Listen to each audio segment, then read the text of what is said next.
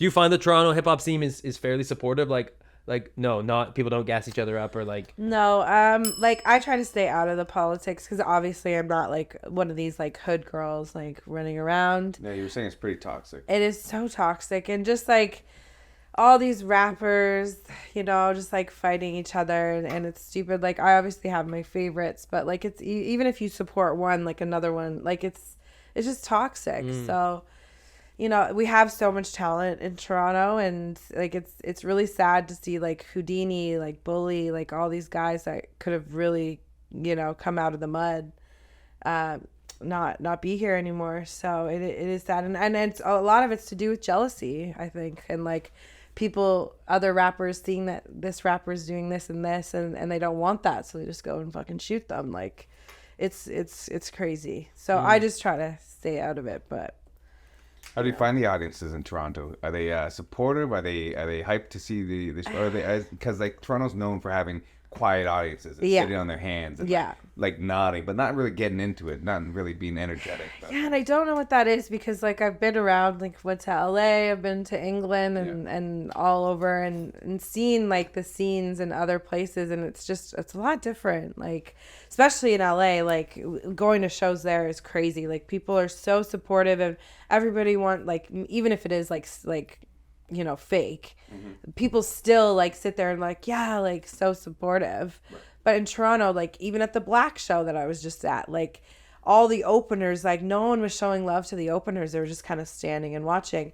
And Rolling Loud, when Rolling Loud was here, like there was artists that were going on stage and being like, where the fuck is your energy? Like I don't know if it's to do with the weather, I don't know if it's just like Screwface Capital, but Toronto is difficult. Like there are little pockets of people that are in the proper scene, I guess. I don't know, but it is a lot different here than other places. It's funny because like obviously Ontario as a music scene is some of the biggest artists in the world are from here. Shawn Mendes, like Bieber, Drake, Jesse Reyes, like it's The Weeknd, like it's insane. Tory Lanez, Free Tory, Rags, Rags, and that's the thing. Like I think Canada's just like really overlooked in a sense, but like I don't know, America just wants the big artists to come from America, right? So like these other artists had to have a chip on their shoulder. Yeah, Toronto wants the artists to come from America.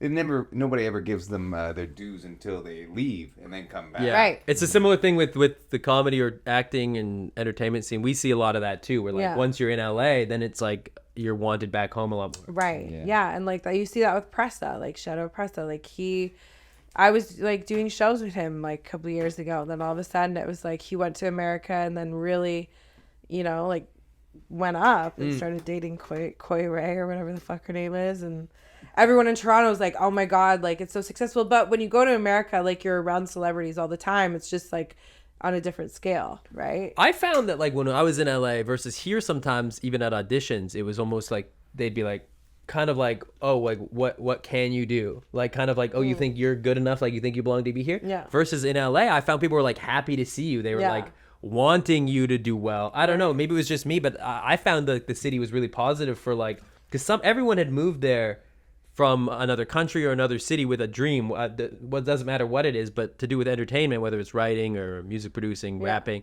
something. So it's like there was kind of like this community of like every billboard in LA is for a movie or for an album. It's very much like an entertainment city, which I loved about the energy of that. Yeah, I love it there. It's like one of my favorite places on earth, even though it's like super dangerous. It's like you just feel, as an artist, as a creator, like you just feel like you're like, wow, this is incredible. Like because even if most people aren't succeeding, it's like they're still at least like they're there for something. They're hustling in some way. Like everybody's got something that brought them there, which I really liked about it.